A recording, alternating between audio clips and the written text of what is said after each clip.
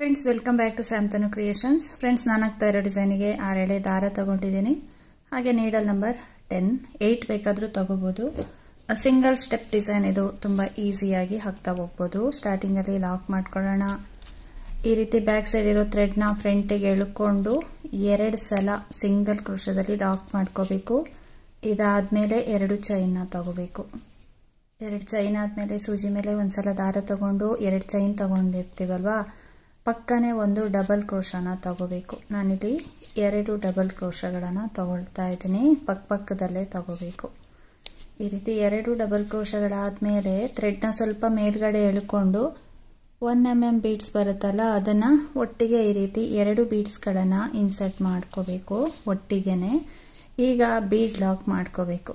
ಇದಾದಮೇಲೆ ಸೂಜಿ ಮೇಲೆ ಒಂದು ಸಲ ದಾರ ತಗೊಂಡು ಈ 2 ಡಬಲ್ ಕ್ರೋಶಗಳೇನಿರುತ್ತೆ ಅದನ್ನು ಸೇರಿಸ್ಬಿಟ್ಟು ನಾವು ಈ ರೀತಿಯಾಗಿ ಥ್ರೆಡ್ನ ಒಳಗಡೆಯಿಂದ ಹೊರಗಡೆ ಪಾಸ್ ಮಾಡ್ಕೋಬೇಕಾಗುತ್ತೆ. ಪಫ್ ಡಿಸೈನ್ ಇದು. ಈ ರೀತಿ 3 ಸಲ ನಾವು ಥ್ರೆಡ್ನ ಒಳಗಡೆಯಿಂದ ಹೊರಗಡೆ ತಂದು ಇಟ್ಕೋಬೇಕು. 3 ಇಲ್ಲ ಅಂದರೆ 4 ಸಲ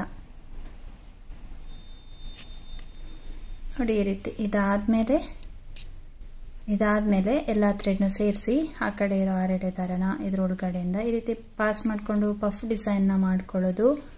ಇದಾದಮೇಲೆ ಒಂದು ಸಲ ಲಾಕ್ ಮಾಡ್ಕೋಬೇಕು ನೋಡಿ. ಈ ರೀತಿ ನಮಗೆ ಪಫ್ ಡಿಸೈನ್ ಬರುತ್ತೆ. ಅಂದರೆ 2 ಡಬಲ್ ಕ್ರೋಶಗಳನ್ನು ತಗೊಂಡು ಇಲ್ಲಿ 4 ಸಲ ನಾವು ಥ್ರೆಡ್ನ ಒಳಗಡೆಯಿಂದ ಹೊರಗಡೆ ತಂದು ಇಟ್ಕೊಂಡು ಒಂದು ಸಲ ಲಾಕ್ ಮಾಡ್ಕೊಳ್ಳೋದು.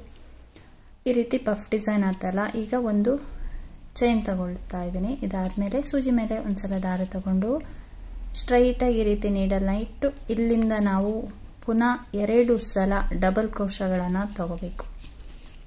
ಒಂದು ಸಲ ಆಯಿತು, 2 ಸಲ ಡಬಲ್ ಕ್ರೋಶಗಳನ್ನು ತಗೊಂಡಾದ್ಮೇಲೆ ಥ್ರೆಡ್ನ ಎಳ್ಕೊಂಡು 2 ಬೀಡ್ಸ್ಗಳನ್ನು ಒಟ್ಟಿಗೆನೆ ಇನ್ಸರ್ಟ್ ಮಾಡ್ಕೋಬೇಕು. ಬೀಡ್ಸ್ ಇನ್ಸರ್ಟ್ ಆದಮೇಲೆ ಒಂದು ಸಲ ಬೀಡ್ ಲಾಕ್ ಮಾಡ್ಕೋಬೇಕು. ಇದಾದಮೇಲೆ ಸೂಜಿ ಮೇಲೆ ಒಂದು ಸಲ ದಾರ ತಗೊಂಡು ಈ 2 ಡಬಲ್ ಕ್ರೋಶಗಳನ್ನು ಸೇರಿಸಿ ಈ ರೀತಿಯಾಗಿ ನಾವು ಥ್ರೆಡ್ನ ಒಳಗಡೆಯಿಂದ ಹೊರಗಡೆ ಪಾಸ್ ಮಾಡಿ ತಗೋಬರ್ಬೇಕಾಗುತ್ತೆ. 4 ಸಲ ಈ ರೀತಿ ನಾವು ಮಾಡ್ಕೋಬೇಕು ನೋಡಿ. ಈ ಥರ 4 ಸಲ.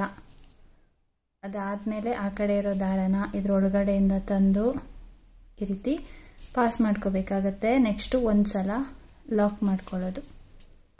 ಇದೇ ಥರ ಡಿಸೈನ್ನ ಕಂಟಿನ್ಯೂ ಮಾಡ್ತಾ ಹೋದರೆ ಆಯಿತು ನೋಡಿ. ಇದಾಯ್ತಲ್ಲ. ಈಗ ಸೂಜಿ ಮೇಲೆ ಈಗ ಒಂದು ಚೈನ್ನ ತಗೋಬೇಕು. ಒಂದು ಚೈನ್ನ ತಗೊಂಡು ಸೂಜಿ ಮೇಲೆ ಒಂದು ಸಲ ದಾರ ತಗೊಂಡು ಸ್ಟ್ರೈಟಾಗಿ ನೀಡಲ್ನ ಇಟ್ಟು ಮತ್ತೆ 2 ಡಬಲ್ ಕ್ರೋಶಗಳನ್ನು ತಗೋಬೇಕು.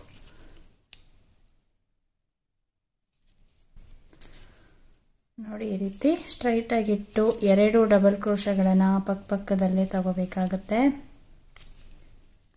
2 ಡಬಲ್ ಕ್ರೋಶಗಳಾದಮೇಲೆ 2 ಬೀಡ್ಸ್ನ ಇನ್ಸರ್ಟ್ ಮಾಡ್ಕೊಳ್ಳೋದು.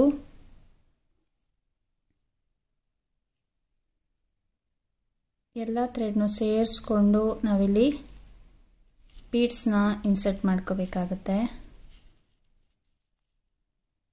ಡಿಸೈನ್ ಮಾಡಬೇಕಾದ್ರೆ ಎಷ್ಟೊಂದು ಮಿಸ್ಟೇಕ್ ಆಗುತ್ತೆ ಅಲ್ವಾ, ಅದನ್ನೆಲ್ಲ ನಾವು ಅಲ್ಲಲ್ಲೇ ಕರೆಕ್ಷನ್ ಮಾಡ್ತಾ ಹೋಗಬೇಕು. ಇಲ್ಲಾಂದರೆ ಥ್ರೆಡ್ಗಳೆಲ್ಲ ಅಲ್ಲಲ್ಲೇ ಉಳಿದೋಗುತ್ತೆ, ಫಿನಿಶಿಂಗ್ ನೀಟಾಗಿ ಬರಲ್ಲ ನೋಡಿ. ಈ ರೀತಿ ಬೀಡ್ಸ್ನ ಇನ್ಸರ್ಟ್ ಮಾಡಿ ಬೀಡ್ ಲಾಕ್ ಮಾಡಿಕೊಂಡು ಸೂಜಿ ಮೇಲೆ ಒಂದು ಸಲ ದಾರ ತಗೊಂಡು 2 ಡಬಲ್ ಕ್ರೋಶಗಳನ್ನು ಸೇರಿಸಿ ಈ ರೀತಿ 4 ಸಲ ಥ್ರೆಡ್ನ ಒಳಗಡೆಯಿಂದ ಹೊರಗಡೆ ಪಾಸ್ ಮಾಡಿ ತಂದು ಇಟ್ಕೋಬೇಕು.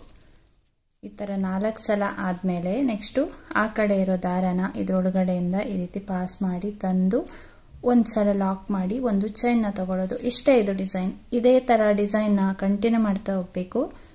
ಒಂದು 3 ಇಲ್ಲ 4 ಆರ್ಚ್ ಈ ಥರ ಪಫ್ ಡಿಸೈನ್ಗಳಾದಮೇಲೆ ಕುಚ್ಚನ್ನ ಕಟ್ಕೋಬೋದು ನೋಡಿ. ಇಲ್ಲಿ 3 ಆರ್ಚ್ ಆಗಿದೆ ಅಲ್ಲ. ಈಗ ಕುಚ್ಚು ಬೇಕು ಅಂತ ಹೇಳಿದ್ರೆ ಇಲ್ಲಿ ಒಂದು ಚೈನ್ ತಗೊಂಡಿದ್ದೀನಲ್ಲ, ಇನ್ನೊಂದು ಚೈನ್ನ ತಗೋಬೇಕು. 2 ಚೈನ್ನ ತಗೊಂಡು ನೆಕ್ಸ್ಟು ಸೂಜಿ ಮೇಲೆ ಒಂದು ಸಲ ದಾರ ತಗೊಂಡು ಸ್ಟ್ರೈಟಾಗಿಟ್ಟು ಇಲ್ಲಿಂದ 2 ಡಬಲ್ ಕ್ರೋಶ ಮತ್ತು ಪಫ್ ಡಿಸೈನ್ನ ಮಾಡ್ಕೊಳ್ಳೋದು ಅಷ್ಟೇ. ಇಲ್ಲಿ ನಿಮಗೆ ಎಲ್ಲಿ ಕುಚ್ಚಬೇಕು ಅಲ್ಲಿ 2 ಚೈನ್ನ ತಗೊಳ್ಳಿ.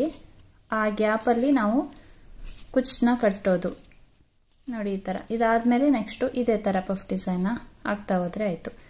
ಕುಚ್ಚು ಬೇಕು ಅನ್ನೋ ಜಾಗದಲ್ಲಿ 2 ಚೈನ್ನ ತಗೊಳ್ಳಿ. ಒಂದು 3 ಆರ್ಚ್ ಆದಮೇಲೆ ಕೂಡ ಕುಚ್ಚು ಕಟ್ಕೋಬೋದು, ಇಲ್ಲ 2 ಇಲ್ಲ 3 ಆರ್ಚ್ಗಳಾದಮೇಲೆ ಕೂಡ ಕುಚ್ಚನ್ನ ಕಟ್ಕೋಬೋದು. ಇದೇ ಥರ ಡಿಸೈನ್ ಕಂಟಿನ್ಯೂ ಆಗುತ್ತೆ.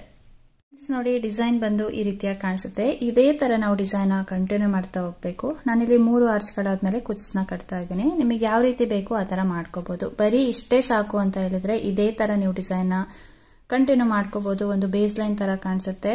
ಡಿಸೈನ್ ಕಂಪ್ಲೀಟ್ ಆದಮೇಲೆ ಈ ರೀತಿ ಸ್ಟ್ರೈಟ್ ಆಗಿಟ್ಟು ಒಂದು ಡಬಲ್ ಕ್ರೋಶನ ತಗೊಂಡು ಥ್ರೆಡ್ನ ಕಟ್ ಮಾಡ್ಕೊಂಡ್ರೆ ಆಯಿತು. ಬೇಕು ಅಂದರೆ 1 ಇಲ್ಲ 2 ಡಬಲ್ ಕ್ರೋಶ ಕೂಡ ತಗೋಬೋದು. ನಾನಿಲ್ಲಿ 1 ಡಬಲ್ ಕ್ರೋಶನ ತಗೊಳ್ತಾ ಇದ್ದೀನಿ. ಎಂಡಿಂಗಲ್ಲಿ 1-2 ಚೈನ್ನ ಹಾಕಿ ಥ್ರೆಡ್ನ ಈ ರೀತಿ ಕಟ್ ಮಾಡಿದ್ರೆ ಡಿಸೈನು ಕಂಪ್ಲೀಟ್ ಆಗುತ್ತೆ. ಫ್ರೆಂಡ್ಸ್ ನೋಡಿ ಡಿಸೈನ್ ಕಂಪ್ಲೀಟ್ ಆದಮೇಲೆ ಈ ರೀತಿಯಾಗಿ ಕಾಣಿಸುತ್ತೆ. ತುಂಬಾ ಚೆನ್ನಾಗಿ ಬರುತ್ತೆ ನೋಡಿ. ಕೆಲವರಿಗೆ ಗ್ರ್ಯಾಂಡ್ ಡಿಸೈನ್ ಇಷ್ಟ ಆಗಲ್ಲ, ಸಿಂಪಲ್ ಆಗಿ ಒಂದು ಡಿಸೈನ್ ಬೇಕು ಅಂದರೆ ಈ ರೀತಿ ಮಾಡ್ಕೋಬೋದು. ಬೇಸ್ ಲೈನ್ ಥರ ಕಾಣಿಸುತ್ತೆ. ಕುಚ್ಚು ಬೇಕು ಅಂದರೂ ಕೂಡ ಕಟ್ಕೋಬೋದು. ಕುಚ್ಚಿಗೆ ನಾನು 60 ಸ್ಟ್ಯಾಂಡ್ಸ್ ತಗೊಂಡಿದ್ದೀನಿ. ಈ ರೀತಿ 3 ಆರ್ಚ್ಗಳಾದಮೇಲೆ ಕುಚ್ಚನ್ನ ಕಟ್ತಾ ಇದ್ದೀನಿ. ಚಿಕ್ಕದಾಗಿ ಸಾಕಾಗುತ್ತೆ ಕುಚ್ಚು, ಪುಟ್ಟದಾಗಿ ಮಾಡ್ಕೋಬೋದು. ನೋಡಿ ಈ ರೀತಿ ಥ್ರೆಡ್ನ ಪಾಸ್ ಮಾಡಿಕೊಂಡು ನೋಡ್ಕೊಳ್ಳಿ ಎಷ್ಟುದ್ದ ಬೇಕು ಅಷ್ಟುದ್ದ ನೋಡಿ ಈ ರೀತಿ ಥ್ರೆಡ್ನ ಕಟ್ ಮಾಡಿ ಸರಿ ಥ್ರೆಡ್ನ ಈ ರೀತಿಯಾಗಿಟ್ಟು ಒಂದು 4ರಿಂದ 5 ಸಲ ಟೈಟಾಗಿ ಸುತ್ಕೋಬೇಕು. 1-2 ಸಲ ಹೂ ಕಟ್ತೀವಲ್ವಾ ಆ ಥರ ಕಟ್ಟಿ ಫ್ರಂಟಲ್ಲಿರೋ ಸರಿ ಥ್ರೆಡ್ನ ಬ್ಯಾಕಿಗೆ ಎಳ್ಕೊಂಡು 1-2 ಸಲ ಟೈಟಾಗಿ ಗಂಟು ಹಾಕ್ಕೋಬೇಕು. ಈ ರೀತಿ ಮಾಡೋದ್ರಿಂದ ಬಿಚ್ಕೊಳ್ಳಲ್ಲ, ಗಟ್ಟಿಯಾಗಿ ನಿಲ್ಲುತ್ತೆ. ಸರಿ ಥ್ರೆಡ್ನ ಕಟ್ ಮಾಡಿ ಕುಚ್ಚಲ್ಲಿರೋ ಎಕ್ಸ್ಟ್ರಾ ಥ್ರೆಡ್ನ ನೀಟಾಗಿ ಟ್ರಿಮ್ ಮಾಡ್ಕೋಬೇಕು. ಈ ರೀತಿ ಕುಚ್ಚು ಕಟ್ಟೋದು ತುಂಬಾ ಈಸಿ. ಹಾಗೆ ಫಾಸ್ಟಾಗಿ ನಾವು ಕುಚ್ಚುಗಳನ್ನು ಕಟ್ತಾ ಹೋಗ್ಬೋದು. ನೋಡಿ ಈ ಥರ ಬರುತ್ತೆ.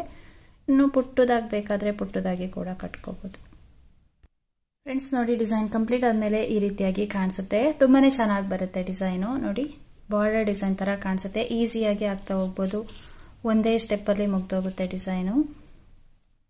ಕುಚ್ಚಿಲ್ಲ ಅಂದ್ರೂ ಈ ಡಿಸೈನ್ ತುಂಬಾ ಚೆನ್ನಾಗಿ ಕಾಣಿಸುತ್ತೆ. ಹಾಗೆ ಕುಚ್ಚಿನ್ನೂ ಕೂಡ ದೂರ ಬೇಕು ಅಂದರೆ ದೂರ ಕೂಡ ಕಟ್ಕೋಬೋದು. ಒಂದು 5 ಆರ್ಚ್ಗಳಾದಮೇಲೆ ಕೂಡ ಕುಚ್ಚನ್ನ ಕಟ್ಕೋಬೋದು. ತುಂಬಾ ಈಸಿಯಾಗಿ ಹಾಕುವಂಥ ಡಿಸೈನ್ ಇದು. ಬಿಗಿನರ್ಸ್ ಕೂಡ ಆರಾಮಾಗಿ ಟ್ರೈ ಮಾಡ್ಕೋಬೋದು. ಸ್ಯಾರಿಲಿ ಹಾಕಿದಾಗ ತುಂಬಾ ಚೆನ್ನಾಗಿ ಕಾಣಿಸುತ್ತೆ. ಕೆಲವರಿಗೆ ಕಮ್ಮಿ ರೇಟಲ್ಲಿ ಡಿಸೈನ್ ಬೇಕಾಗಿರುತ್ತೆ, ಆವಾಗ ನೀವು ಈ ರೀತಿ ಡಿಸೈನ್ನ ಟ್ರೈ ಮಾಡಿ ಹಾಕ್ಕೊಡ್ಬೋದು.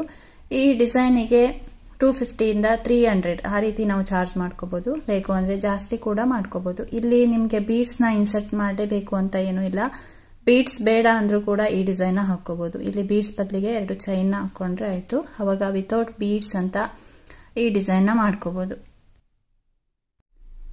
ಫ್ರೆಂಡ್ಸ್ ಇವತ್ತಿನ ಈ ಡಿಸೈನ್ ನಿಮಗೇನಾದರೂ ಇಷ್ಟ ಆಗಿದ್ದರೆ ಒಂದು ಲೈಕ್ ಮಾಡಿ, ಶೇರ್ ಮಾಡಿ, ಕಮೆಂಟ್ಸ್ ಮಾಡಿ, ಹಾಗೆ ಸಬ್ಸ್ಕ್ರೈಬ್ ಮಾಡಿಕೊಂಡು ವಿಡಿಯೋನ ನೋಡಿ. Thank you friends. Thanks for watching. Thank you.